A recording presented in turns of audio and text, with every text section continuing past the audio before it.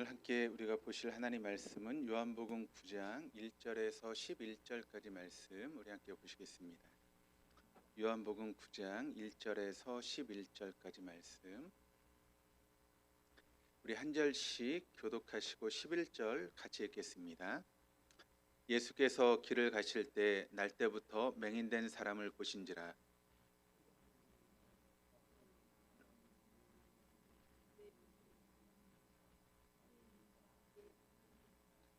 예수께서 대답하시되 이 사람이나 그 부모의 죄로 인한 것이 아니라 그에게서 하나님이 하신 일을 나타내고자 하심이라.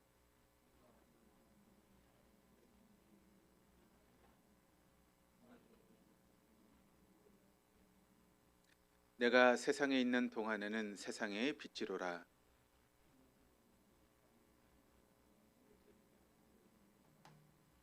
이르시되 실로암 못에 가서 씻으라 하시니 실로암은 번역하면 보냄을 받았다는 뜻이라. 이에 가서 씻고 밝은 눈으로 왔더라.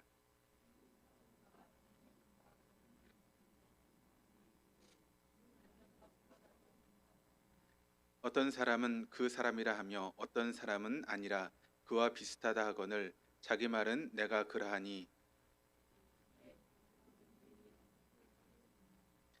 대답하되 예수라는 그 사람이 진흙을 이겨 내 눈에 바르고 나더러 실로암에 가서 씻으라 하기에 가서 씻었더니 보게 되었노라. 아멘. 우리 옆에 있는 분들하고 인사하시겠습니다. 잘 오셨습니다. 한 번 더 인사하실 때 하나님의 은혜가 우리와 함께합니다. 오늘도 주님을 사모하며 주님의 전에 나온 우리 모두에게 하나님께서 은혜로 역사하시고 함께하실 줄 믿습니다. 우리가 예수를 믿는 그리스도인이 되었다라고 하는 것은 어떤 면에서 보면 기적을 기대하는 사람이 되었다라고 하는 그런 뜻일 것입니다. 왜냐하면 하나님은 기적을 행하시는 그런 분이시기 때문에 그렇죠.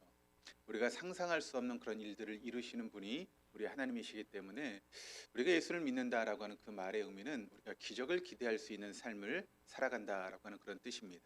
그렇다면 여러분, 사실 우리가 이미 기적을 경험하고 살아가는 그런 사람들이다라고 이야기할 수 있는데, 여러분 어떤 기적을 경험하셨습니까?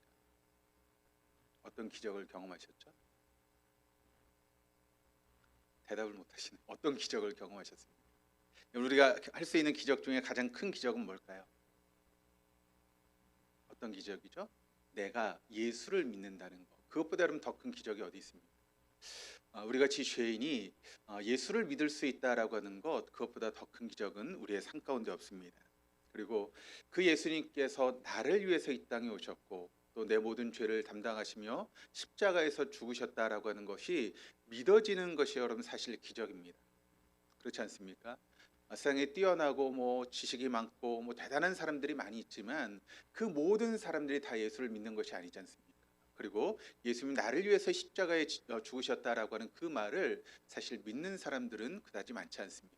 그런데 그렇게 뛰어나고 지혜도 많은 사람들이 믿지 못하는 그것을 내가 믿고 예수님이 나를 위해서 죽으셨고 또 내가 그 예수를 믿음으로 구원을 얻었다라고 하는 것을 우리가 믿는 것, 여러분 그것보다 더 큰 기적은 없습니다.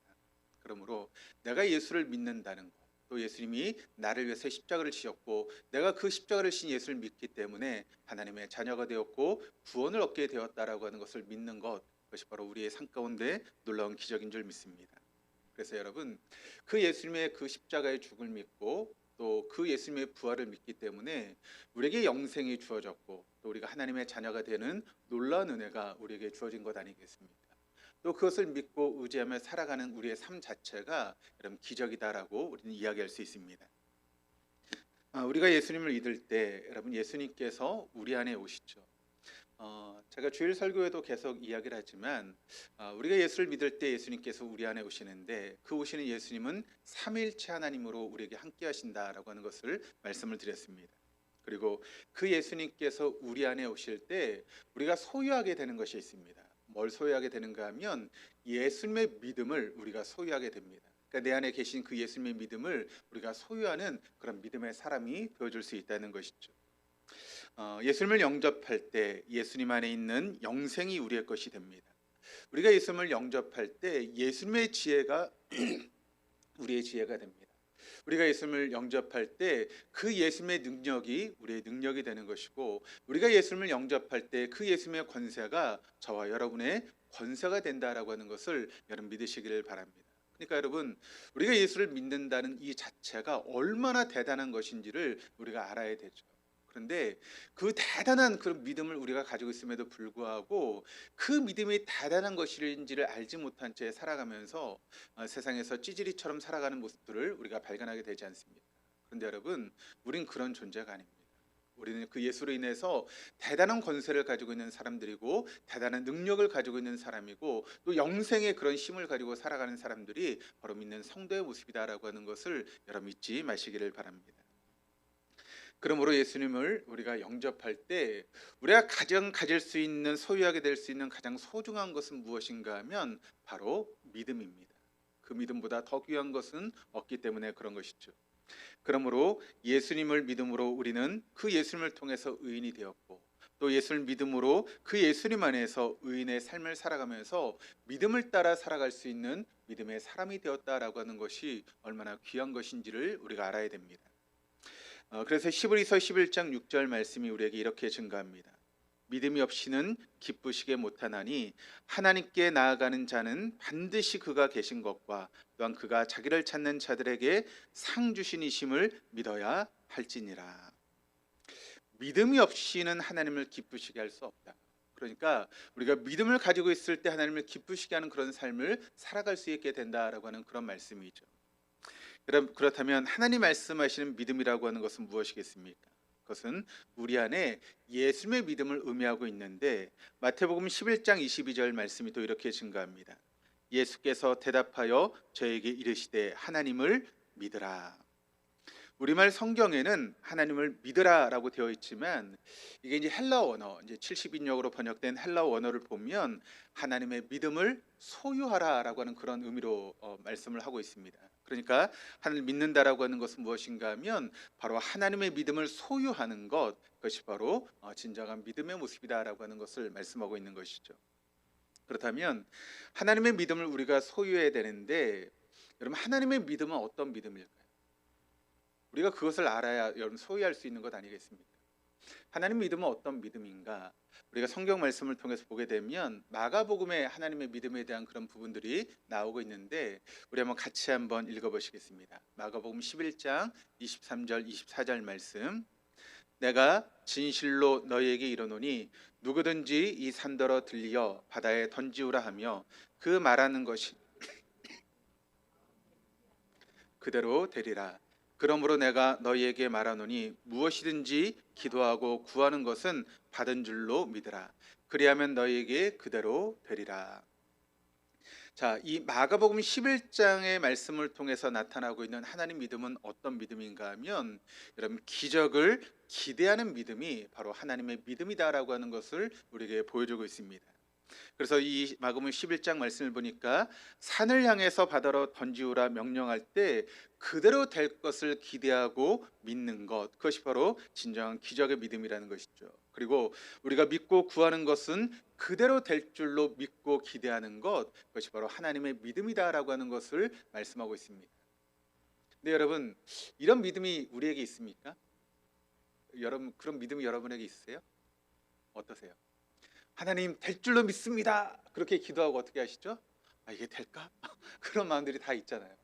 그게 사실 우리의 믿음이거든요. 하나님 앞에 하나님 내 기도를 들으실 줄 믿습니다라고 하고, 한편으로는 여전히 내 걱정과 근심 안에서 걱정하고 있는 것들이 우리의 모습일 때가 참 많이 있는 것이죠. 그런데 오늘 성경은 하나님의 기적을 기대하는 것, 또 기도하면서 믿고 구하는 것이 그대로 내 삶 가운데 이루어질 것을 바라보는 것, 그것이 바로 진정한 믿음이다라고 하는 것을 우리에게 말씀하고 있다는 것입니다.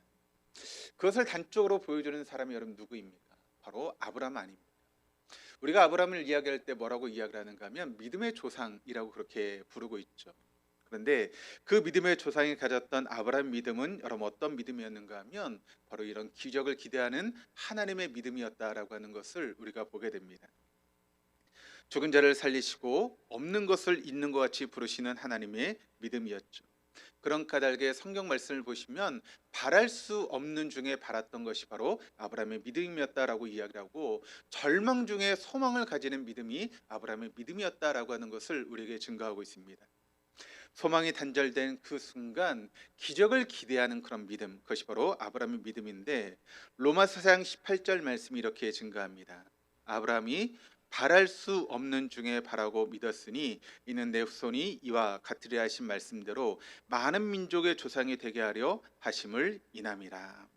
자, 이 말씀이 나왔을 때 아브라함의 상황을 보게 되면 아브라함이 몇 살이었을까요? 99세의 그런 나이였고 사라는 90세의 그런 나이였습니다. 그때 여러분 자식을 낳는다라고 하는 것은 기대할 수 없는, 도저히 인간의 이성이나 생각으로는 기대할 수 없는 그런 일들이었죠. 또 성경의 말씀을 보시면 이미 사라에게는 그 태가 끊어졌다라고 그렇게 이야기하고 있습니다. 그러니까 몸적으로는 도저히 아이를 낳을 수 없는 그런 상황이 사라의 상태였다라고 하는 것을 우리에게 말씀하고 있습니다. 그런데 그런 상황 가운데 아브라함이 바랄 수 없는 중에 바랬다는 것입니다. 그럴 때 그는 기적을 체험하는 놀라운 믿음의 사람이 되었다는 것이죠. 그리고 하나님은 그런 믿음을 따라서 아브라함에게 놀라운 기적의 아들을 선물로 주시는 것을 우리가 성경의 말씀을 통해서 잘 알고 있습니다. 예수님 당시의 사람들의 모습을 보면 어떤 사람이 고난을 당하고 또 어려움을 당하면 그것을 저주로 생각하는 그런 마음들이 예수님 당시에 있었습니다. 근데 예수님 당시에만 있었나요? 요즘 어떻습니까? 요즘도 그렇지 않습니까? 누가 좀 어려운 일이 있으면 우리의 마음 가운데 어떤 마음이 있죠? 아, 저 사람 또 무슨 죄를 저질러가 저렇게 어려움을 당해. 그런 마음들이 다 우리에게 있잖아요. 근데 여러분 그게 바른 생각일까요? 아니죠. 그것은 바른 생각이 아닙니다. 예수님 당시에도 어떤 사람이 고난을 받을 때 그것은 저주 때문이다라고 하는 그런 마음이 있었습니다. 그리고 고난이 죄로부터 온다라고 하는 그런 생각을 가지고 있었습니다. 그런 까닭에 우리가 오늘 본문으로 보고 있는 요한복음 9장 말씀을 보시면 거기에 지금 누가 나오고 있는가 하면 소경이 나오고 있습니다. 그래서 그 당시 사람들은 어떤 생각을 하고 있었는가 하면 저 사람이 소경이 되었다라고 하는 것은 아마 저 사람이 죄를 지었든가 아니면 그 부모가 죄를 지었든가 그 죄로 인해서 저 사람이 지금 앞을 보지 못하는 소경이 되었다라고 하는 그런 생각을 많은 사람들이 하고 있었다는 것이죠. 그런데 예수님께서 이 본문의 말씀을 통해서 그 당시 사람들이 생각하고 있었던 그런 고정관념을 깨트리는 그런 말씀을 오늘 말씀을 통해서 이야기를 하고 있습니다. 그 말씀이 오늘 본문 2절 3절 말씀인데 같이 한번 읽어보시겠습니다.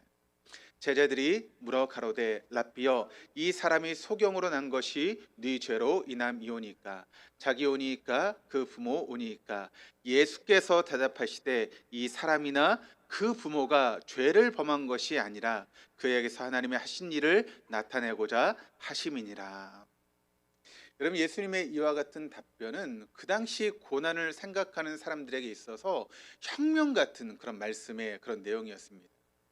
보통 사람들이 어떤 고난이 닥친다고 하면 그 사람이 죄를 지었든가 아니면 부모가 죄를 지어서 그런 고난이 찾아오고 있다라고 생각하는 그런 사람들에게 예수님 뭐라고 말씀하고 있는가 하면 그들의 죄 때문이 아니야. 지금 저 사람이 고난을 당하고 있는 것은 하나님께서 하신 일을 나타내기 위해서 지금 이런 일들이 벌어지고 있는 거야 라고 하는 것을 예수님이 지금 말씀하고 있다는 것이죠. 그러니까 그 당시 사람들이 생각했던 고난에 대한 그런 해석과 전혀 다른 방향의 그런 해석을 예수님께 하고 계시는 것을 우리가 보게 됩니다. 고난 당하는 것은 그 사람의 죄나 부모의 죄가 아니었다는 것입니다. 하나님께서 그 사람을 통해서 일하실 놀라운 일을 바라볼 수 있도록 또 하나님의 놀라운 일을 나타내기 위해서 그 모든 고난을 허락하셨다라고 예수님이 말씀하고 있는 것이죠. 그 말을 통해서 여러분 우리가 알 수 있는 것이 있죠. 뭘 알 수 있습니까? 하나님은 고난을 통해서 일하시는 분이시다라고 하는 것을 우리가 이 말씀을 통해 깨달을 수 있습니다. 하나님 일하시는 방법이 참 많이 있으시지만 그 중에 하나가 무엇인가 하면 우리의 고난을 통해서 역사하시고 우리의 고난을 통해서 새로운 일들을 이루어 가시는 분이 바로 우리의 하나님이시다라고 하는 것을 우리가 알게 되는 것입니다. 그리고 그 고난을 통해서 일하시는 하나님이 결국 그 고난을 통해서 역사하시는 그런 여러 가지 과정들을 통해서 하나님이 영광 받으신다라고 하는 것을 우리가 또한 알게 됩니다. 그렇다면 오늘 이 소경이 받고 있는 그런 고난을 통해서 우리는 세 가지의 교훈을 얻을 수 있게 됩니다. 첫 번째는 무엇인가 하면 예수님은 고난의 의미를 발견할 수 있도록 우리를 도우시는 분이 바로 예수님이시다라고 하는 것을 우리에게 증거하고 있습니다. 이런 고난이라고 하는 것은 굉장히 고통스럽죠. 그것이 뭐 질병이 되었든 아니면 물질의 문제가 되었든 어떤 자녀의 문제가 되었든 우리에게 닥친 고난은 너무나 고통스럽습니다. 그런데 여러분, 그 고난보다 더 고통스러운 것이 있다면 뭘까요? 고난을 당하는 상황 가운데 그 고난보다 더 고통스러운 일이 있다면 그것은 무엇인가 하면 고난의 의미를 모른다는 것입니다. 왜 내게 이런 고난이 다가오는지, 내가 이런 어려움을 당해야 되는지 그 이유를 모를 때 우린 더 그 고난보다 힘들고 어려운 것이죠. 예를 들어서 내가 믿음으로 잘 살아가는 것 같고 하나님 앞에 헌신하는 삶을 살아가는 것 같은데 내 삶 가운데 왜 이렇게 어려움이 찾아오고 그 문제가 끊이지 않는가? 내가 볼 때 나보다 이렇게 믿음도 잘 생활하지 못하는 것 같고 헌신도 하지 않는 사람 뭐든지 다 하면 다 잘 되는 것 같이 느껴지는데 왜 나는 이렇게 하는 일마다 어렵고 되는 일도 없는 그런 고난 가운데 있는가? 그 이유를 모를 때 우리는 사실 고난보다 더 우리를 힘들게 하고 어렵게 하는 것을 보게 됩니다. 그러므로 여러분, 예수님의 고난, 그 고난의 의미를 예수님은 새롭게 부여해주고 있다라고 하는 것을 우리가 보게 되는데 바로 예수님께 새롭게 부여하신 고난의 의미는 하나님이 하신 일을 나타내기 위해서 이런 고난을 우리에게 허락하셨다라고 하는 것을 우리가 알게 된다는 것이죠. 사실 여러분, 뭐 저도 마찬가지지만 우리가 인생을 살아오면서 고난 없이 여러분 인생을 살아오셨습니까? 다 우리가 고난이 있지 않습니까? 또 지금도 여전히 고난 가운데 있는 분들도 계실 것입니다. 그런데 처음에는 우리가 그 고난을 당했을 때 내가 왜 이런 일을 당해야 되나라고 하는 그런 마음이 우리의 마음 가운데 있었는데 시간이 지나놓고 보니까 여러분 그 고난의 의미를 우리가 알게 되지 않습니까? 하나님이 이래서 나에게 그런 시간들을 허락하셨구나. 하나님께서 이래서 나에게 이런 아픔의 시간들을 허락하셨구나라고 하는 것을 우리가 깨닫게 되는 시간들이 있습니다. 그러면 여러분, 그 고난이 어떻게 보입니까? 그냥 고통으로만 보입니까? 그렇지 않죠. 그 시간들을 통해서 하나님께서 나를 뭔가 깨닫게 하시고 또 하나님의 도구로 이렇게 나를 사용하시려고 그런 고난의 시간을 허락하셨구나라고 하는 것을 우리가 비로소 깨닫게 되는 것입니다. 그러므로 고난보다 더 중요한 것은 무엇인가 하면 고난의 의미를 깨닫는 것이 중요한 것인데 그 고난의 의미를 오늘 주님은 우리에게 뭐라고 말씀하고 있는가 하면 그 고난을 통해서 하나님께서 하신 일을 우리에게 보여주시고 또 나타내시기 위해서 그런 고난을 우리에게 허락하신다라고 하는 것을 말씀하고 있다는 것이죠. 사실 여러분, 우리가 인생을 살아가다 보면 하나님 영광 받으시는 그런 시간들이 있는데 그것이 우리의 삶을 통해서 영광 받으시지 않습니까? 그런데 그 하나님이 영광을 받으시는 그 모습들을 우리가 발견하게 되면 언제나 우리의 한계 이상의 그런 상 가운데서 하나님이 영광 받으신다는 것입니다. 예를 들어서 어떤 문제가 우리에게 찾아왔습니다. 그러면 그 문제를 막 내가 뭔가 해결하려고 노력하고 애를 쓰지 않습니까? 그래서 막 그 문제를 해결하기 위해서 이 사람을 찾아가기도 하고 막 내가 노력하면서 그 문제를 해결하려고 애를 쓰고 노력합니다. 그런데 그 문제가 내 힘으로 해결될 수 없는 그런 상황으로 점점 어려워지게 됩니다. 그때 우리는 어떻게 합니까? 내 모든 노력들을 다 내려놓게 되죠. 그리고 누구를 바라봅니까? 하나님을 바라보게 됩니다. 그러니까 우리의 생각에 내가 할 수 있다라고 하는 그런 마음이 있으면 하나님께 나아가지 않습니다. 그리고 내가 뭔가를 하려고 애를 쓰고 노력하죠. 그런데 내가 더 이상 할 수 없다라고 하는 그 순간 우리가 누구를 바라보는가 하면 하나님을 바라보는 것입니다. 그리고 그때 하나님께서 역사하시는 것을 경험하면서 그때야 비로소 하나님이 영광 받으신다는 것이죠. 그런데 만약 우리가 어떤 고난이 찾아왔을 때 막 내가 노력하고 애를 써서 뭔가 문제가 해결됐다면 여러분 그것이 내 노력으로 문제가 해결된 것입니까? 아니면 하나님이 도우셔서 문제가 해결된 것입니까? 내가 노력해도 결국 그 문제를 해결하시는 분은 하나님이십니다. 만약 그것을 하나님께 허락하지 않는다면 아무리 우리가 노력해도 여러분 그 문제는 해결될 수 없습니다. 그런데 여러분 내가 노력해서 그 문제가 해결되면 하나님이 도우셨다는 생각을 하십니까? 내가 이렇게 애를 썼으니까 이 문제가 해결이 됐지. 그런 마음이 있으면서 하나님께 영광을 돌리지 않습니다. 그런데 내 힘으로 할 수 없는 일들이 이루어지게 되면 그때 우리의 마음 가운데 어떤 마음이 드는가 하면 하나님이 하셨구나. 하나님이 나를 도우셨구나 하고 하나님께 영광을 돌리는 것이죠. 이게 얼마나 어리석은 인간의 모습입니까? 내 힘으로 문제가 해결되든 혹은 내 힘으로 할 수 없는 그런 문제 가운데 하나님이 일하셨든 그 모든 것은 하나님의 역사 가운데 일어나고 있는 일인데 내가 조금 애를 썼다고 내가 조금 힘을 썼다고 그 문제가 해결되어서 마치 그것이 내가 한 양 생각한다는 그 자체가 참 어리석은 인간의 모습이다라고 하는 것을 여러분 잊지 마시기를 바랍니다. 그러므로 아무리 내가 애를 쓰고 노력한다 할지라도 그 배후에서 우리의 모든 길을 이끌어 가신 하나님 계시기에 여러분 내 노력이 인정을 받는 것이고 애씀이 효과가 나타날 수 있다라고 하는 것을 여러분 믿으시고 그럼 모든 배후에서 역사하신 하나님을 신뢰할 수 있는 저 여러분이 되어야 될 줄 믿습니다.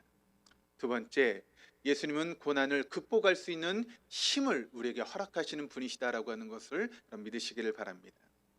왜 그럴까요? 왜 예수님이 고난당하는 우리에게 힘을 주십니까? 그것은 바로 예수님께서 이미 고난을 당하신 그런 체험이 예수님에게 있기 때문에 그렇습니다. 그러니까 고난을 당할 때 우리가 어떤 마음 가운데 있는지를 누구보다 잘 아시는 분이 누구십니까? 바로 예수님이시라는 것이죠. 왜요? 예수님이 이미 그런 체험을 하신 분이시기 때문에. 정말 말할 수 없는 고난과 아픔을 먼저 체험하셔서 우리가 그때 어떤 마음을 가지고 있는지 그때 우리의 아픔이 어떤 아픔인지를 이미 모든 것을 아시는 분이 주님이시기 때문에 우리가 고난당할 때 우리에게 힘을 주시는 분이 우리 주님이시라는 것이죠. 때문에 우리가 고난당할 때 그 고난에서 이겨낼 수 있는 성령을 우리에게 보내주십니다. 그 고난을 극복할 수 있는 능력을 우리에게 허락해 주십니다. 고난보다 더 큰 능력을 얻게 되면 여러분 사실 고난은 더 이상 문제가 되는 것 아니지 않겠습니까? 여러분 어떤 문제보다 더 큰 능력이 우리에게 있다면 사실 여러분 그 문제는 문제가 되지 않는 것이죠. 저희 교회 가장 이제 어린 아기가 누구죠? 강이죠. 근데 만약 강이에게 10kg 쌀 부대를 놓고 그걸 들고 가 그러면 할 수 있을까요? 그건 해결할 수 없는 능력이죠. 근데 저한테 여러분 10kg 그 쌀을 들고 오라고 하면 어떻게 할까요?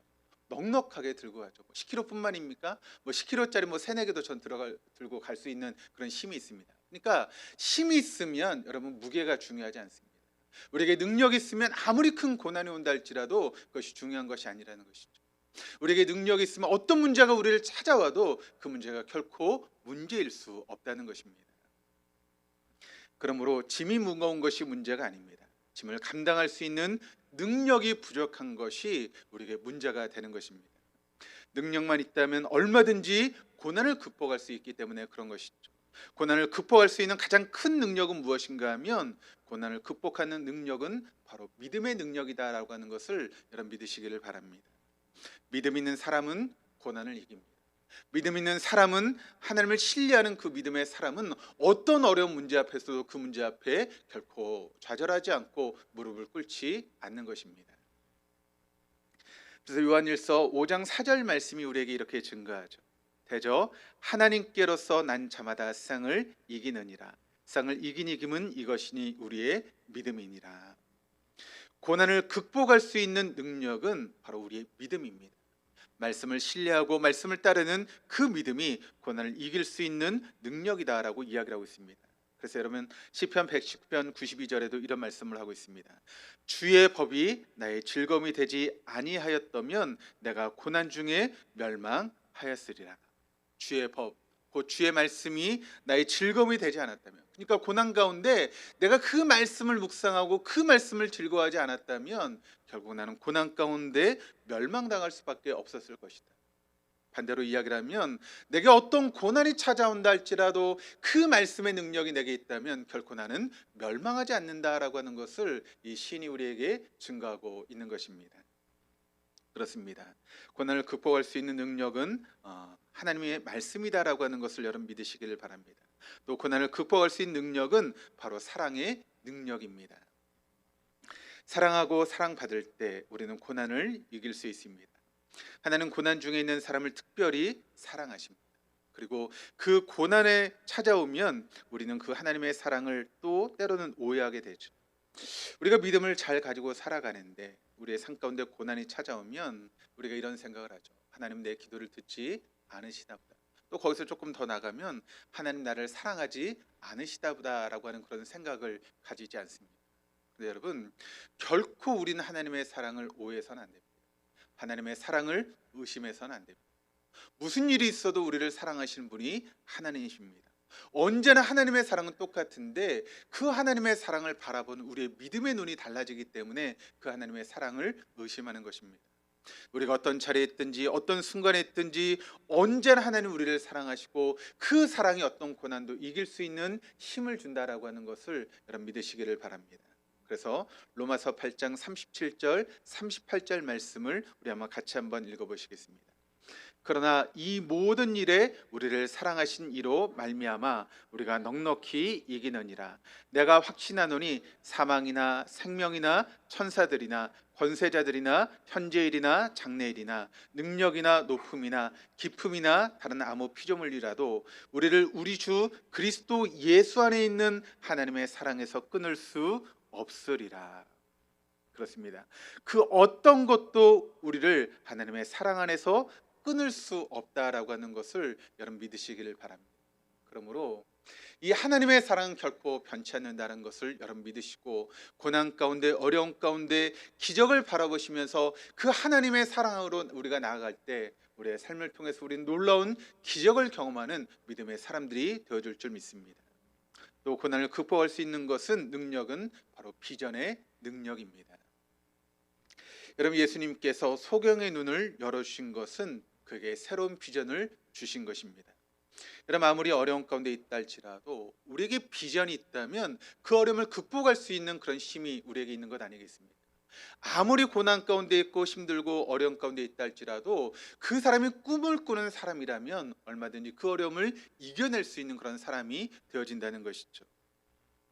우리가 알고 있는 사람 중에 헬렌 켈러라고 하는 그런 분이 계시지 않습니까? 삼중고 그런 어려움을 당했던 그런 사람이죠. 보지도 못하고 듣지도 못하고 말도 하지 못했던 그런 여인이었습니다. 그런데 누군가 헬렌 켈러에게 이렇게 물었다고 합니다. 맹인으로 태어나는 것보다 더 비참한 것이 무엇입니까? 그러니까 보지도 못하고 듣지도 못하고 말하지도 못하는 그와 같은 삶을 살아가는 것보다 당신의 인생에서 더 비참한 것이 있다면 무엇입니까? 라고 그렇게 물었습니다. 그때 그 이야기를 들었던 헬렌 켈러가 이렇게 대답을 합니다. 시력은 이때 비전이 없는 것입니다. 우리가 눈을 가지고 많은 것을 볼 수 있는데 그런 눈을 가지고도 비전을 바라보지 못하는 사람, 그 사람이 더 비참한 인생이라는 것입니다. 차라리 눈을 우리가 보지 못한다 할지라도 비전을 품고 살아가는 사람이 더 나은 사람이 되어줄 수 있다는 것이죠. 그런 의미에서 비전은 능력입니다. 고난을 이길 수 있는 힘이 되어지는 것입니다. 그러므로 우리에게 그리스도 예수 안에서 비전을 품는 것, 그것이 얼마나 귀한 일인지 모르겠습니다. 내가 나이가 지금 몇 살인데 무슨 비전을 품어? 그러면 결코 그렇지 않습니다. 하나님이 모세를 부르실 때도 80세에 모세를 부르지 않았습니까? 아브라함을 여러분 그렇게 열국의 아버지로 세우실 때도 100세의 나이에 이삭을 주시고 그런 열국의 아버지로서 그의 이름을 바꾸시는 그런 놀라운 역사를 일으켰습니다. 우리의 나이는 문제가 되지 않습니다. 내 환경은 문제가 되지 않습니다.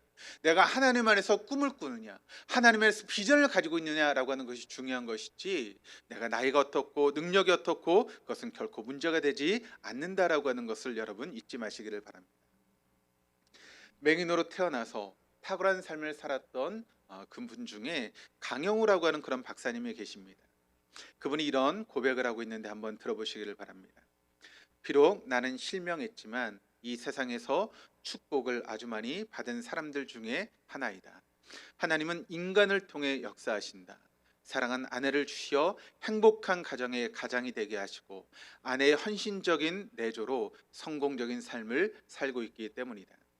나는 인생의 가장 낮은 바닥에서 내적으로는 신앙의 힘과 외적으로는 교육을 통해 오늘의 성공적인 삶을 살게 되었다라고 나름대로 자부한다. 그러므로 나에게는 신앙과 교육이 동시에 중요하다라고 그렇게 고백했습니다.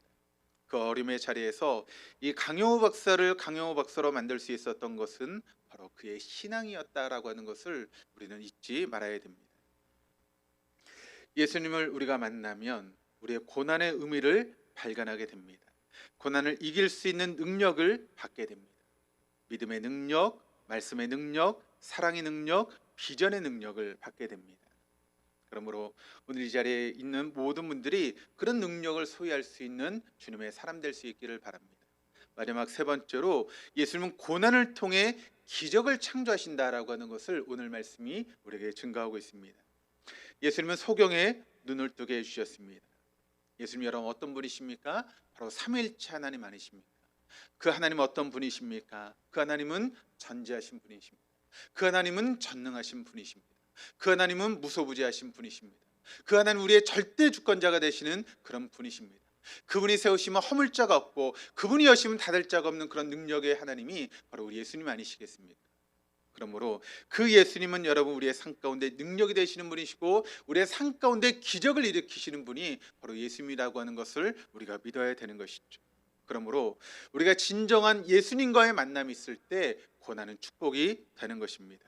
절망은 희망이 됩니다. 고통은 환희가 됩니다. 눈물은 기쁨으로 변하는 놀라운 역사를 우리에게 이루시는 분이 바로 우리 주님이신 것을 여러분 믿으시기를 바랍니다. 그래서 오늘 본문 말씀 6절 7절 말씀 이렇게 증거합니다. 이 말씀을 하시고 땅에 침을 뱉어 진흙을 이겨 그의 눈에 바르시고 이르시되 실로암 못에 가서 씻으라 하시니 실로암은 번역하면 보냄을 받았다라고 하는 뜻이라. 이에 가서 씻고 밝은 눈으로 왔더라. 이 소경이 예수의 말씀대로 순종했더니 기적을 체험했습니다. 한순간의 믿음이 엄청난 결과를 가져오게 되었다는 것이죠. 그렇습니다, 여러분. 예수님의 말씀과 우리 인간의 순종이 만날 때 거기에 기적이 일어납니다. 아무리 예수님께서 말씀하셔도 우리가 거기에 순종하지 않으면 결코 기적이 일어날 수 없습니다. 그러므로 예수님 말씀하실 때 그 말씀을 내 것으로 받고 그 말씀에 순종할 때 여러분의 삶 가운데 놀라운 기적을 경험하는 것입니다. 예수님 말씀과 우리의 행동이 만날 때 거기에 놀라운 기적이 나타나는 것입니다. 아무리 말씀을 들어도 우리가 행동하지 않으면 결코 그 말씀은 살아있는 말씀이 될 수 없습니다. 그러므로 그 살아있는 말씀 앞에서 살아있는 행동으로 우리가 순종할 때 거기에 놀라운 기적을 경험하는 놀라운 역사가 일어날 수 있게 된다는 것이죠. 그러므로 저는 이 자리에 있는 우리 모두가 말씀을 들으시고 그 말씀 가운데 순종하는 삶을 살아가실 수 있기를 바랍니다. 제가 주일마다 말씀을 드리는 것처럼 여러분 진리의 말씀 앞에 내 삶을 조종하고 그 말씀 앞에 순종할 때 우리는 능력의 사람이 될 수 있고 하나님의 그런 도구로 귀하게 쓰임받을 수 있다라고 하는 것을 여러분 믿으시기를 바랍니다.